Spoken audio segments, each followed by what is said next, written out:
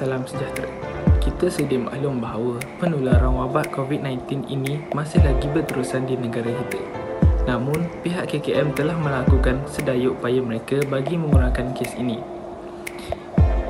Dalam masa yang sama, kita juga akan menyambut bulan Ramadan. Disebabkan wabak ini, Perintah Kawalan Pergerakan telah dilaksanakan di seluruh Malaysia. Oleh itu, Ramadan tahun ini akan ditunaikan oleh umat Islam dengan keadaan yang berbeza jika dibandingkan dengan tahun sebelumnya. Kalau tahun sebelumnya, kita boleh membeli pelbagai juadah di bazar Ramadan, iftar di masjid, solat tarawih dan molek. Namun pada tahun ini, kita perlu melakukan norma yang baru bagi mengelakkan peningkatan penularan wabak ini. Hal ini memberi kesan yang besar terhadap kegiatan harian rakyat Malaysia, lebih-lebih lagi pada bulan yang mulia ini. Semasa PKP ini, kita dapati banyak kekurangan yang dialami oleh pelbagai pihak dan ini memberi kesan kepada peniaga-peniaga untuk memperoleh pendapatan pada bulan Ramadan ini.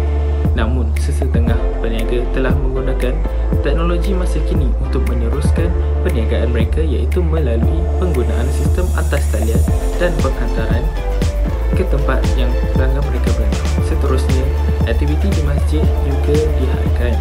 Ini mendatangkan satu kerugian yang amat besar kepada umat Islam kerana tidak dapat melakukan solat secara berjemaah di masjid. Serta solat tarawih yang menjadi amalan istimewa kita pada bulan Ramadan ini juga terkesan.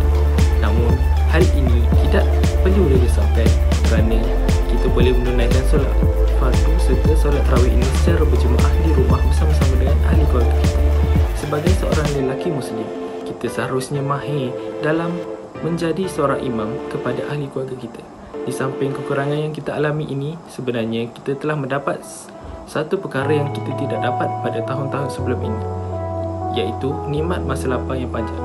Kebanyakan tempat-tempat pengajian seperti sekolah rendah dan menengah serta tempat kerja telah ditutup sepanjang PKP ini dilaksanakan. Oleh itu, kita seharusnya memanfaatkan masa yang dikurniakan ini dengan perkara-perkara yang berfaedah. Lebih-lebih lagi pada bulan Ramadan ini. Sebagai contoh, kita boleh cuba untuk mengkhatamkan Al-Quran. Satu tip yang saya boleh kongsikan dekat sini untuk mengkhatamkan Al-Quran dalam masa sebulan sepanjang bulan Ramadan ini ialah dengan membaca 4 muka surat sebelum atau selepas solat fardu.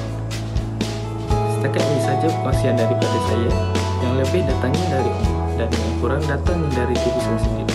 Semoga kita sentiasa dilindungi dan dirahmati Allah.